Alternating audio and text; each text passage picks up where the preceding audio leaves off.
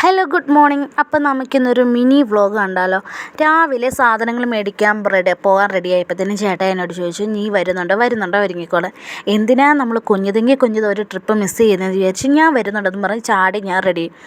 ഉറങ്ങിക്കിടക്കുന്ന അമ്മമാരെ ശല്യം ചെയ്യാതെ നമ്മൾ പോകാൻ തുടങ്ങിയപ്പോഴത്തേന് അബിക്കുട്ടൻ വന്ന് തോണ്ടിട്ട് പറഞ്ഞു, അമ്മ ഞാനും വരുന്നു, എന്നെ കൂട്ടാതെ പോകാൻ പറ്റത്തില്ല എന്ന്.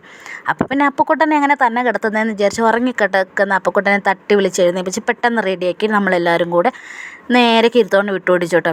രാവിലെ മഞ്ഞൊക്കെ മൂടി ഭയങ്കര രസമായിരുന്നു. ആ സൂര്യൻ്റെ ഇതൊക്കെ കണ്ടിങ്ങനെ പോകാൻ. നമ്മൾ ഹൗസ് വൈഫായി വീട്ടിൽ ഇരിക്കുന്നവർക്കൊന്നും ഇതൊന്നും അങ്ങനെ കാണാൻ പറ്റത്തില്ല. അപ്പോൾ പിന്നെ ഇതുപോലൊരു ചാൻസ് കിട്ടും, എന്തിനും നമ്മൾ കളയണം. അപ്പോൾ പിന്നെ നേരെ വന്ന് ചേട്ടായി ചെന്ന് ഇറച്ചിയൊക്കെ മേടിച്ചു.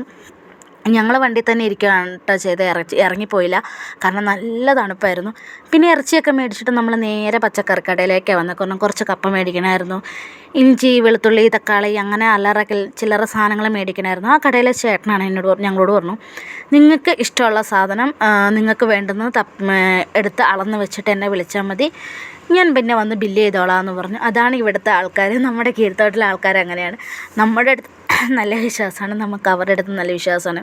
അപ്പം നമുക്ക് നമ്മുടെ ഇഷ്ടത്തിന് സാധനങ്ങൾ എടുക്കാം എന്നുള്ളത് കൊണ്ട് തന്നെ സവോളയും ഇഞ്ചി, വെളുത്തുള്ളി, ഇവയൊക്കെ സാധനങ്ങളെല്ലാം എൻ്റെ ഇഷ്ടത്തിനാണ് എടുത്തത്. കാരണം സവോള നല്ല കുഞ്ഞത് നോക്കിയെടുത്തു, തക്കാളി നല്ല ഫ്രഷ് തക്കാളി നോക്കിയെടുത്തു, വെളുത്തുള്ളി ആണെങ്കിലും നല്ല വലിയ അല്ലിയുള്ള വെളുത്തുള്ളി തന്നെ ഞാൻ നോക്കിയെടുത്ത്.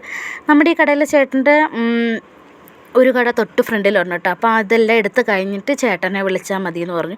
പിന്നെ ഞാനാണെങ്കിൽ ഇതിനകത്തേക്ക് ഇടുന്നതൊന്നും കറക്റ്റ് ആയിരുന്നില്ല, കാരണം എനിക്കിതിലങ്ങനെ അളവ് നോക്കിയിടാൻ അറിയത്തില്ലല്ലോ. ആദ്യം ഞാൻ ഇഞ്ചിയും വെളുത്തുള്ളി ഒരുമിച്ച് എടുത്തിട്ട്, അപ്പോൾ ചേട്ടൻ പറഞ്ഞു, ഇടി പൊട്ടിക്കാളി അതങ്ങനെയല്ല, ആദ്യം രണ്ടായിട്ട് ഇടുക, എന്നാലേ അളവ് കറക്റ്റ് ആവുള്ളൂ എന്ന് പറഞ്ഞു. പിന്നെ കുറച്ച് മസാലകളൊക്കെ മേടിക്കാനുണ്ടായിരുന്നു. ഇതെല്ലാം മേടിച്ച് കഴിഞ്ഞിട്ട് നമ്മൾ ഈ ഫ്രണ്ടിൽ കാണുന്നത് ആ ചേട്ടൻ്റെ കടയുണ്ട്. പിന്നെ ആ ചേട്ടനെ വിളിച്ചു. അപ്പോഴത്തേനും ആ ചേട്ടൻ വന്നത് വരുന്നതാണ് ആൾ. അപ്പോൾ പിന്നെ അവന്മാർ കാറിലിരിക്കുകയാണല്ലോ എന്ന് പറഞ്ഞിട്ട് ചേട്ടൻ പറഞ്ഞു, തൊട്ടടുത്തുള്ള ആ ഹോട്ടലുണ്ട്, ഹോട്ടലിൽ പോയി ചായ കുടിച്ചോളാൻ പറഞ്ഞു. ചേട്ടൻ വന്നു. നമ്മളിതെല്ലാം ബില്ല് ചെയ്തിട്ട് നമ്മൾ തിരിച്ച് ഹോട്ടലിലേക്ക് വന്നപ്പോഴത്തേനും രണ്ട് പേര് അവിടെ ഇരുന്ന് ചായ കുടിച്ച് ഗെയിമും കളിച്ചുകൊണ്ടിരിക്കുമായിരുന്നു.